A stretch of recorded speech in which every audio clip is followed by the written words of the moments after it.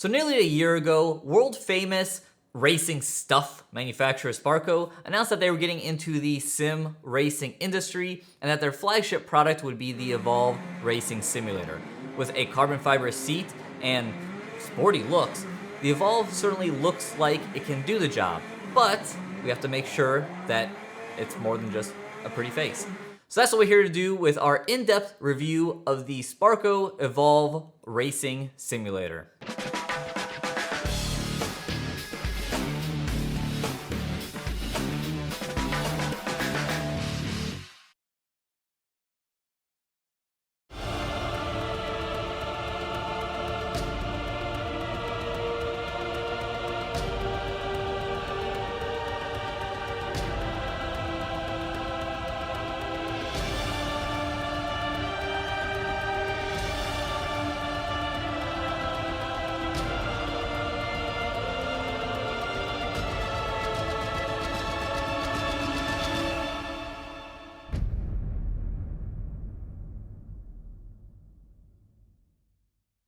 Our first pro of the Evolve are the aesthetics. Racing simulator aesthetics can be very subjective, but we do love the minimalist approach that Sparco has gone with.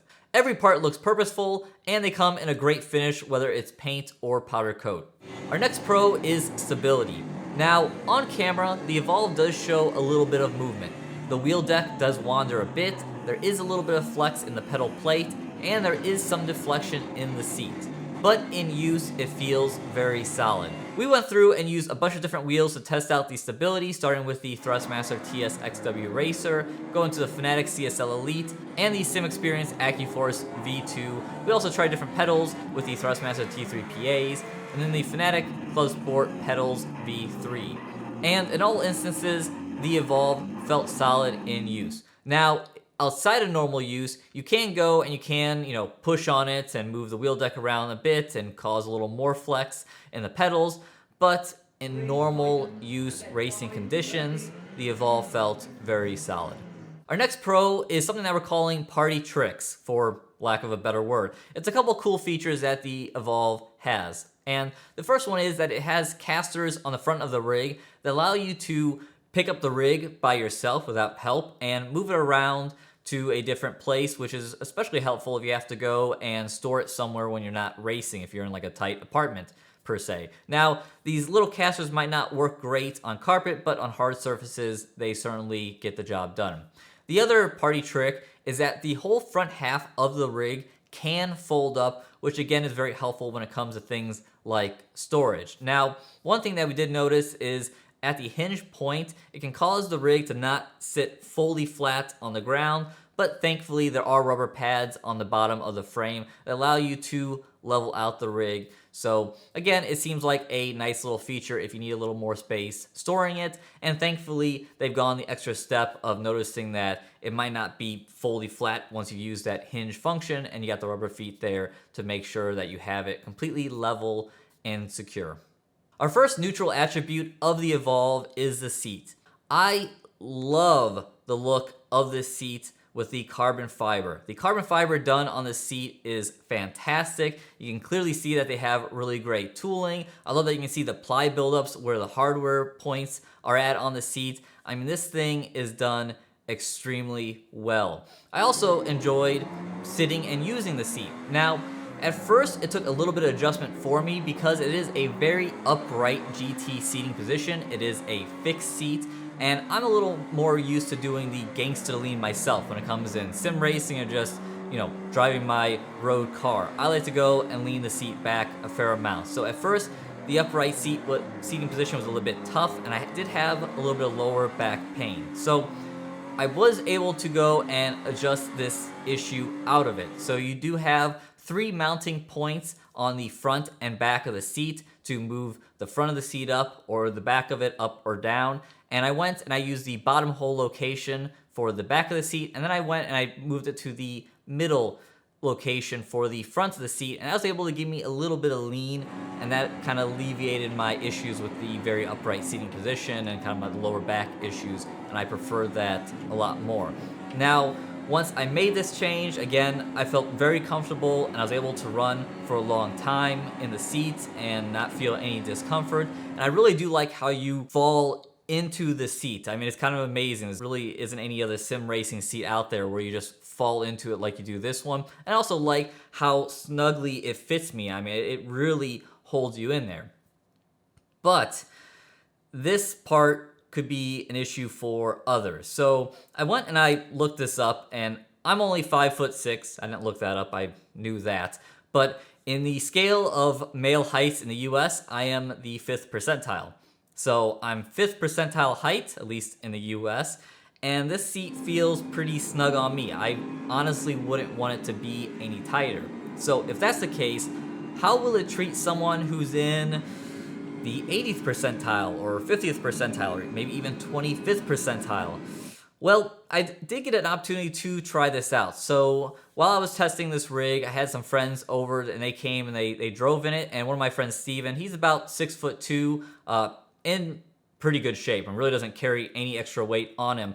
And while he was able to fit into the seat, he said that it was uncomfortable on his hips and that he could not run in it for a long time. Now, there is padding in the seat that you can remove, but once you remove that padding, then you are directly sitting on fabric-wrapped carbon fiber, which that isn't very comfortable. So while I love this seat, and it's one of my favorite seats I've ever used in sim racing, I don't know if that's going to transfer to anyone who has a little bit of size to them, and that's a big issue.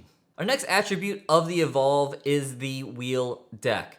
Now, on the positive side, the wheel deck can accept any brand of wheel out there, no issue, running Logitech, Thrustmaster, Fnatic, Sim Experience is able to accept them all. Even has the third front hole position for Fnatic wheels, but it has this odd issue where you can run the third hole if you have the wheel at the closest position to you, but once you go and try to push it further back on the deck, that third hole and the bolt that you use for it actually gets caught on that whole wheel deck assembly and you can't use it. And this is just kind of the tip of the iceberg of design issues that the Evolve has. Now, the whole wheel deck on the Evolve is quite interesting. It uses a three-piece design, which is very different from what we see usually from simulators on the market. Normally, it's a one-piece solid wheel deck just attached to the frame. But this three-piece design is, like I said, very different. So there's an outside box that fits between the upright frames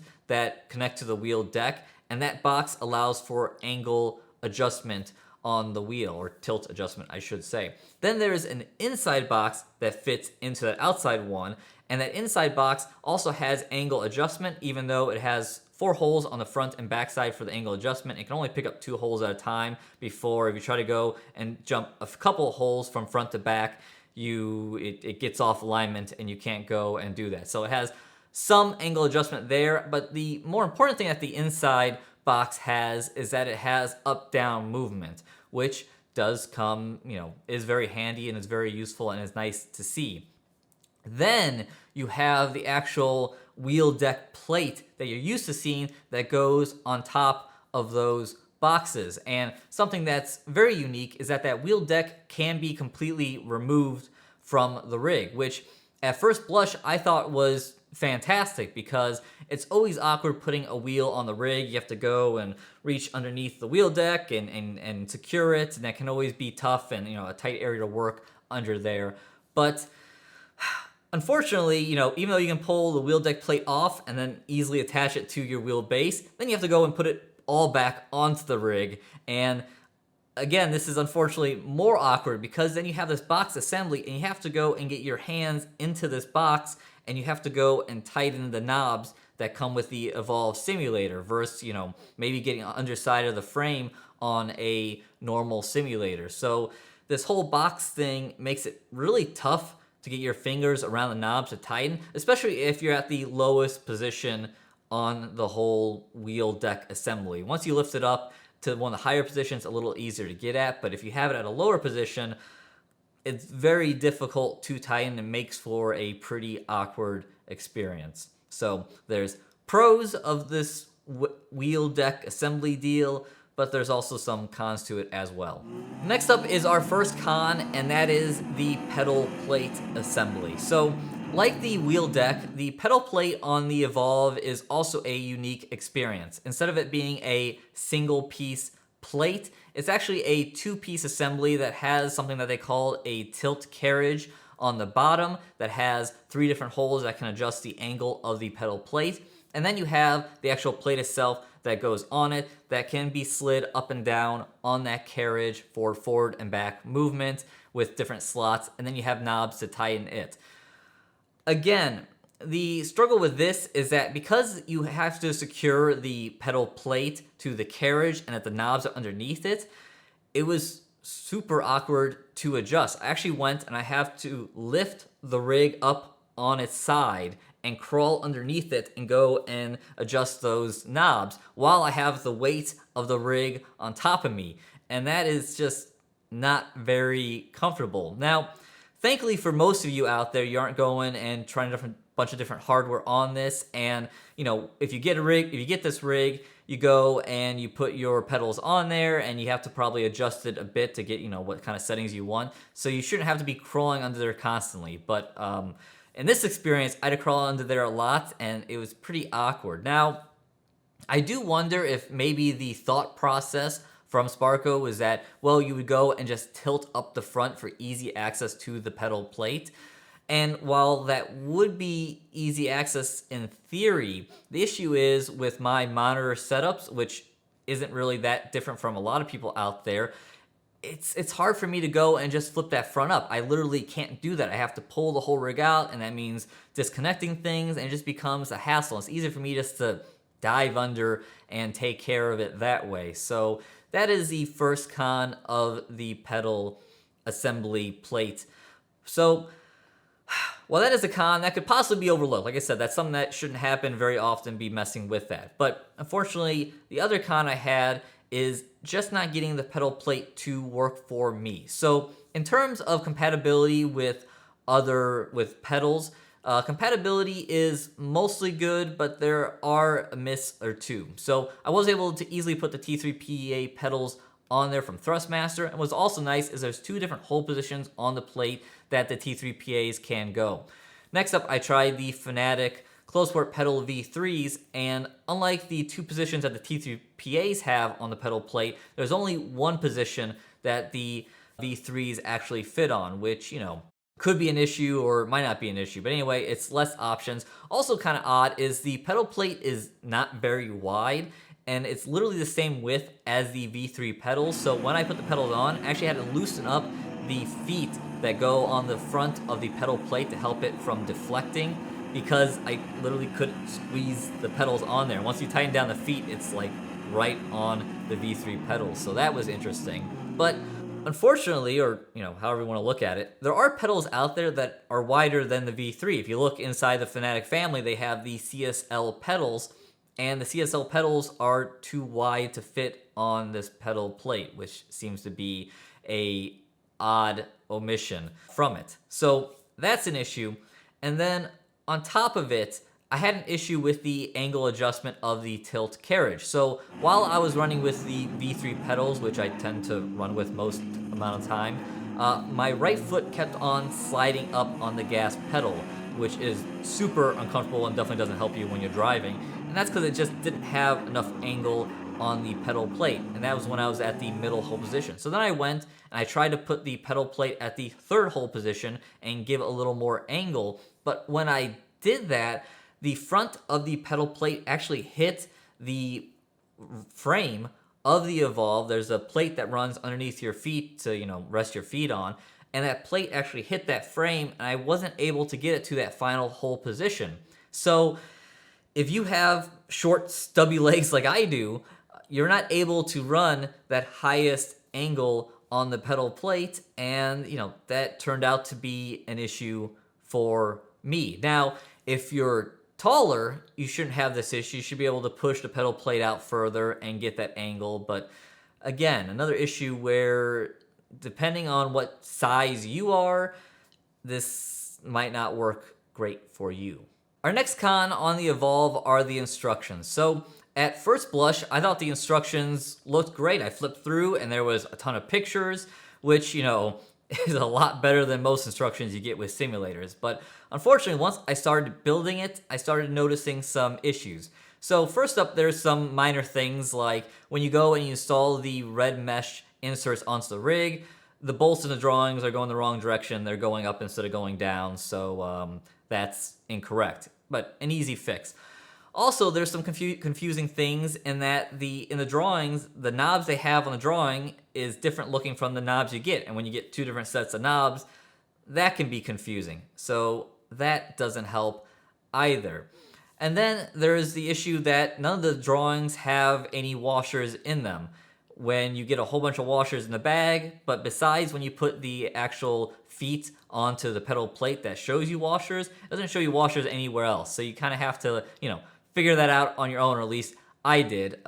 Pro tip, if you do pick up the Evolve, you put washers on all the bolts. So there were those kind of issues. And then there was the issue of you have all these extra bolts in the bag, all these M8 bolts, but they're never mentioned in the instructions, never shown in the images, and then never shown, mentioned in the words, which the words on the instructions are also, they're very vague. So what's up with all these M8 bolts? Which brings us to our next con. Our next con are the knobs included with the Evolve. And all I can say is, fuck knobs. So I follow the instructions when building the Evolve, and if you follow the instructions, it wants you to use knobs to secure everything on the wheel deck and everything with the pedal plate. So I followed the instructions, only used the knobs, I tightened them down the best I could, and I went driving, and somewhat unsurprisingly, as I drove, everything started getting loose. The wheel was moving all over the place, the pedals, everything got loose, and I'd go and I would keep tightening them down and running some more, and they always become loose. So eventually I contacted Sparco, and I was kind of like, what's up with this? My biggest interest was when it came to the actual wheel deck assembly with the outside box and then the frame uprights that meet it. I had this gap between them that just looked odd, and I emailed them saying, like, is this supposed to look like this? I don't remember it being like this at E3. Also, when I drove the Evolve at E3, I didn't remember it being, this much of an issue with things, loosening up as you drove. So, and they came back and they said, there's a whole bunch of M8 bolts in there, get rid of the knobs, use the bolts. So I went, got rid of the knobs, used the bolts when it came to that frame and where the wheel deck box meet, and sure enough, that shored that up. And then I kept running with knobs in other locations, but as I kept running, once that got tightened up, then all these other points of failures kept on popping up, and as it popped up, I'd go and get rid of the knobs and replace it with a bolt. So, with that said, I have no idea why knobs are included in this kit, because they just don't work. If you go again and you buy this, pro tip, don't use the knobs. Go and get rid of them and just use the bolts, because once you put the bolts on, the rig was very solid. Like I said earlier in the pro section, this wasn't an issue once you use bolts. Now, along the way to me going and getting rid of all the knobs and changing over the bolts, unfortunately there were a couple casualties. So in both the wheel deck plate and the pedal plate, there are those welded on threaded studs on them, and apparently I tightened them so much during the process that I snapped a stud off of both the wheel deck and the pedal plate. Now, thankfully, when you use a bolt, only having 2 points of contact on both seems to be enough to hold them in place. They've been holding in place. I haven't had any issues with them, but it's just kind of another design flaw, I feel like, in this simulator, where instead of just using a bolt that's not going to break, they go and they use these fixed welded on threads that can be sheared off. Again, especially if you use these knobs. I think if you use bolts, it's not an issue. So again, pro tip, hopefully this shouldn't be an issue for people going forward, because, you watch this review. But again, something that's very frustrating to me. Our next con are the accessories, or more so the lack of accessories. So the Evolve is an extremely stripped down simulator. It doesn't have the standard accessory that is an H-pattern shifter mount, and then it doesn't have things that are more optional you see out there, like a mount for a handbrake, a monitor mount, a mount for a butt kicker transducer setup. It doesn't have any of those options.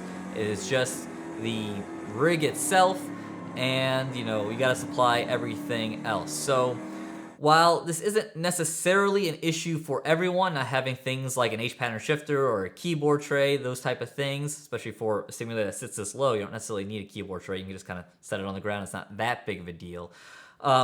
For those of you who like to have something like H-pattern shifter, it is a big deal, and it's also a bit of a deal because considering that the price that the Evolve comes at, which leads us to our next con. Our final con is the price. The Evolve comes in at $1,300, which certainly isn't inexpensive when it comes to static rigs in sim racing. Now, I do want to state here that just because, something costs $1,300 doesn't necessarily mean that it's expensive. It just means that it has to be worth $1,300. But unfortunately, as you've seen through this review, there's been issues here that haven't quite justified this price. Now, let's say if the Evolve was a kick-ass experience, then I think the $1,300 would be justified. A lot of people, when they saw the price of the Evolve when it was announced, they scoffed at it, and I didn't because it looks awesome. It has a carbon fiber seat, which is not inexpensive, and then it's made from Sparco, made in Italy, not made in China, and there is something to that Sparco name. I know a lot of people out there won't admit it. There was a lot of pushback about that you're paying for the name. But, when a lot of you, again, won't admit it, but when you hear, Sparco, a famous racing name like that, coming out with a product, I bet your heart flutters a little bit and you go, ooh, I really do want that. That looks really cool. So I think the price, could have been justified, but unfortunately, it hasn't been. Now let's wrap this review up and get to our final thoughts on the Sparco Evolve simulator. And as you can probably guess, I'm having a tough time recommending the Evolve, which it sucks.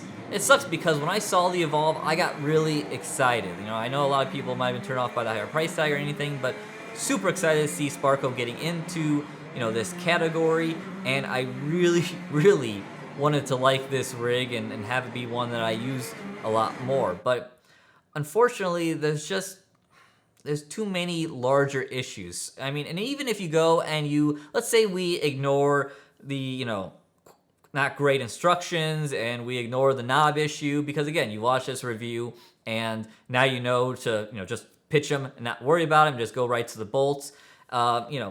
Let's ignore that. Let's ignore also, maybe some of the frustration of mounting things like the pedals and having to go and tilt it. Maybe you can go and flip up the rig and mount your pedals before you go and push it over into your simulator and all that kind of good stuff. Now that you know these issues, you don't have to go through these teething pains that I went through. So even if we go and ignore all those things, when it comes to just driving it, while it's a very, I feel like it's a solid rig. Again, if you see the camera and some of the close-up shots, there is a little bit of movement, but just in day-to-day driving, normal driving conditions, it feels like a solid rig. It looks like $1 million and all that great stuff. But again, there's just kind of surprisingly a fit issue here. Me being shorter and on the thinner side myself, the seat worked out great. But unfortunately, when I went to run the Fanatic V3 pedals that tend to be more my daily drivers, I wasn't able to get it at a comfortable angle because of this awkward frame issue when you go and move that pedal plate really close to you, and that's annoying. It works fine with the T3PA pedals, and I was able to be super comfortable with those pedals. I was able to get into a comfortable driving position with any wheel I tried. The wheel deck, even though it can be a bit of a pain when it's at the lowest position to go and tighten the bolts that go up into the wheel base, if you run it at a higher position, which I tended to, the wheel deck assembly, that all worked out really well. And I like to have the up-down adjustment. I like the forward and back adjustment, the angle, the tilt. I feel like they nailed all that stuff, really well, besides it just being a bit of a complexity to the whole setup. But, if I can't get the pedals in a comfortable position for me, that doesn't work. And then on the flip side, if you take someone taller, they might not have that issue with the pedal plate that I did. They can probably choose any angle because the frame isn't in the way. But, if they go and they gotta wedge themselves into the seat, that's not gonna be comfortable in the long run, either. So it becomes a question of what is this, who is this rig made for? So unfortunately, that's an issue. And those are the big issues. We're not even getting into some of the, more, detailed, nuanced questions that you have when you're going to go and spend, a big purchase, $1,300. Like I mentioned at the top with the seat, it's a very upright seating position, and yet there's no shifter mount. So it's really set up for people that just drive modern GT cars that have flappy paddles. It's not really set up for people that do rally or like to run more classic stuff with the H pattern. And then if you run open wheel racing, again, it feels a little odd to be at this very upright seating position when you're driving an open wheel car. There's other cockpits that put you more a lean back formula position. So with all those things taken into consideration, unfortunately, it makes the Evolve a tough sell, and maybe we'll see what happens on the accessory front, the price front. Maybe there can be some updates to it, but as of right now, I'm left disappointed. I really, really wanted to like this rig. It's such an awesome looking rig, but it just doesn't check the boxes. So that will do it for our review of the Evolve simulator from Sparco. If you enjoy this review, please give it a like. Subscribe to our channel if you haven't. Check out our website, isrtv.com, where we have all our reviews at the website, our popular forums buy sell section if you want to buy and sell used sim racing hardware, a great way to do that. Also check out the Amazon affiliate links in the description below. Click on the link, shop through Amazon, doesn't cost you a thing but kicks back a little towards us and helps me keep my sanity when I do these very long reviews that take lots of time. Sorry for the lack of video, guys. It's just been, this was a long one. So anyway, again, thank you for watching Inside Sim Racing. Please take care of you and yours.